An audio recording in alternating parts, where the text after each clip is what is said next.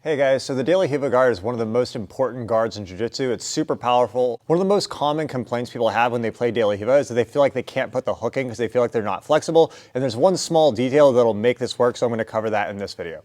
Also guys, I'm doing a lot more live streams now, but I do them kind of sporadically. So if you guys want to be notified, be sure to click the bell button so you get a notification the next time I start a live stream.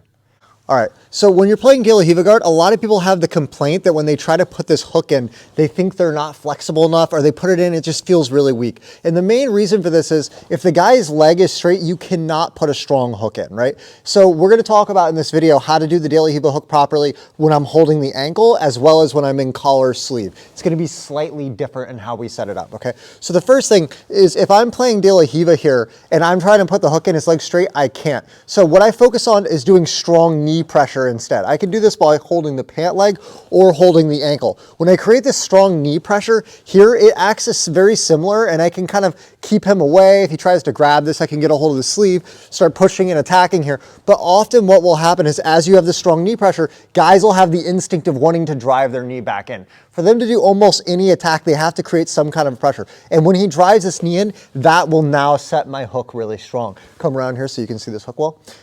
So there's two kinds of De La Riva hooks here, right? There's there's a deep De La Riva and a shallow De La Riva hook, right? A deep De La Riva hook is where I go all the way through, and usually that turns into De La Riva X or going for the back.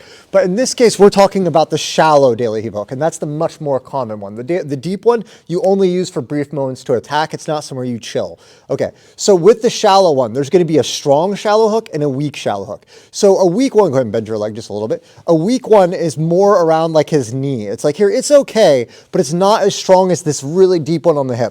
And I get this deep one by creating this strong knee pressure. When he counteracts back, now that sets it really strong on the hip. From here, if I now have the collar or whatever, I can start pulling and lifting really easy, moving around, setting up barambolos. I can go for all sorts of attacks once you set that hook strong, okay? But again, the main thing is that most people, what they're doing is they're chasing this De La Riva hook, trying to put it in first. You can't even put it in, right? So instead, start with knee pressure, and when you feel them resisting back in, set the hook strong. Okay, that's gonna make you get the really deep one, or at minimum this one, okay? Now secondly, let's look at collar sleeve. So in a similar way, if I'm playing collar sleeve and I'm trying to set the hook and his leg is relatively straight, I'm gonna have this really weak hook, right? So I'm trying to use the De La Riva hook from collar sleeve, but I can't set it.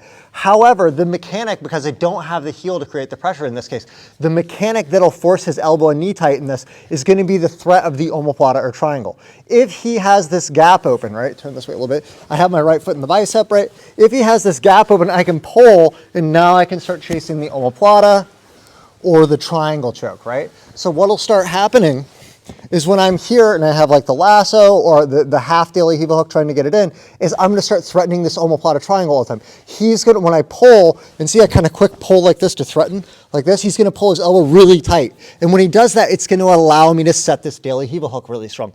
Once I set the De La Riva hook, I can now use that to start pulling this open, or I could even transition back to the calf or ankle now with the strong hook and start pulling him forward, bumping around here, switching up, going for bolo, crab ride, and start building from here.